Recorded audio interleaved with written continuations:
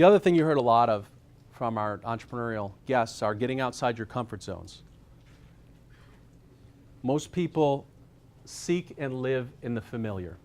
They like that. I think it's part of our wiring to want your own place, your own fence, your own space, all natural.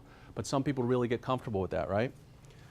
So if you want to live, an ordinary life, then you can seek the familiar.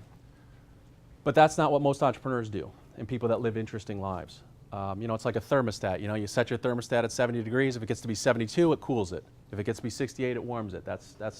I also think about like a rubber band, of your potential and what you expect from yourself. So a rubber band, this is your comfort zone. And you ever do something where you just like perform way below what you're used to performing?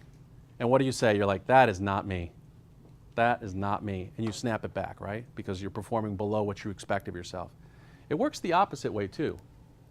Sometimes you perform above where you expect yourself. Wow, I really shocked myself. I was really smooth. I spoke eloquently. People thought I was funny. Oh my God, that was that. Sometimes you pull yourself back that way. It works in both directions. So the goal with comfort zones is as you stretch yourself and get out of it, instead of doing that, pull yourself up.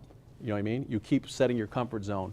Once you get familiar and comfortable with the unfamiliar, life becomes pretty interesting. And some of our entrepreneurs have said that. Tom Barrack, who's come here a couple times, he tells you get to the edge of the envelope as quickly as possible. Get to the edge of your abilities. That's where you test yourself. That's where you learn the most. That's where you're at your best. And that's where you find your bliss.